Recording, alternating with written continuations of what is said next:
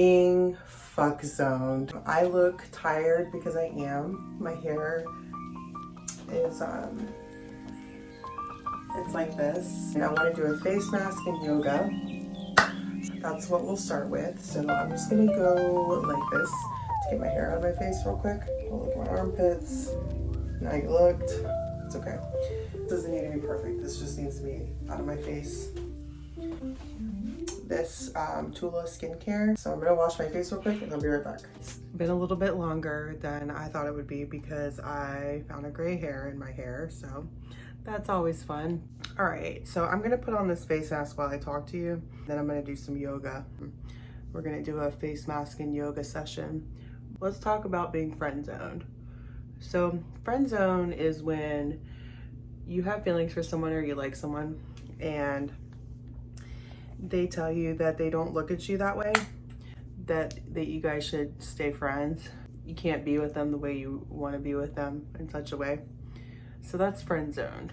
But there's another one that isn't talked about as much, and that one is called being fuck zoned. At the age of 14, I started working at a car wash, primarily, male dominated, garage humor, locker room humor, whatever you want to call it. That's kind of my sense of humor. I kind of got interested in cars and all that because I was dealing with them all the time, and I got to the point where I was detailing them as well. So I just made a lot of like male friends versus female friends, or at least, I'd like to call them friends. But what would happen is I'd get to a certain point where you could tell that they were interested either by their actions or what they were saying. We'd get to the point where we'd be hanging out one-on-one and they would expect me to have sex with them.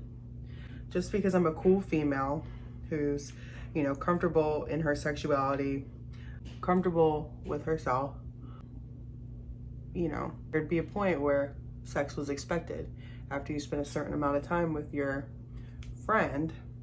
So I've lost a lot of, oh my God. I'm doing this in my camera, so I have no idea if I'm even doing a good job. But anyway, when you're a woman and then you're an attractive woman and you get along with the opposite sex, and then there comes a point where it's like, maybe you're peer pressured from the outside, or maybe that person is actually kind of pressuring you in such a way to have sex with them. And then when you communicate that that's not going to happen, that you're not interested in that, they disappear out of your life. That trust that you possibly had in that person goes out the door when they go out the door, when they find out that you aren't going to have sex with them. It is what it is, and it kind of sucks. Like I said, as a woman who's, comfortable in her body and comfortable with her sexuality and comfortable talking about sex, but that doesn't mean that I want to have sex with anybody who's willing to. And I can't believe I'm going to put this on the internet. I might cut this out. I expressed to someone that, I wasn't interested in having sex. I just needed a friend. Wasn't interested in having sex. They invited me to come hang out with them, and I was like, look, I don't want to give you the wrong impression. That's, we're not having sex. Oh no, we're just going to hang out. I get there, I'm hanging out, things are all good. I prepare to leave, and dude just like grabs me and pulls down my pants. Because that's what I was there for, I guess. And the wildest part about it all is that I purposely dressed to cover my body. I wore a sweater that was long enough to cover my ass because I can't hide it.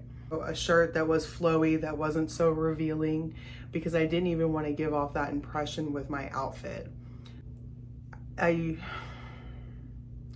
don't like making this video a little bit because I have to admit things that I settled for before I knew my worth. I'm worth, more than that. I'm worth more than someone just looking at me an object to, get off on. If you know me, you get it. If you don't know me, now you know. Before I wash off my face completely, I did want to give you a close-up. Look at my hair.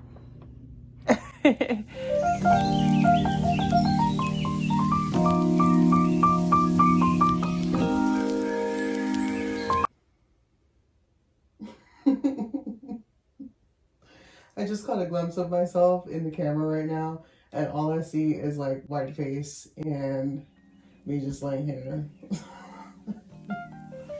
If you clicked on this video solely to judge me and to hate watch me, thank you for being here. I love that you're a fan.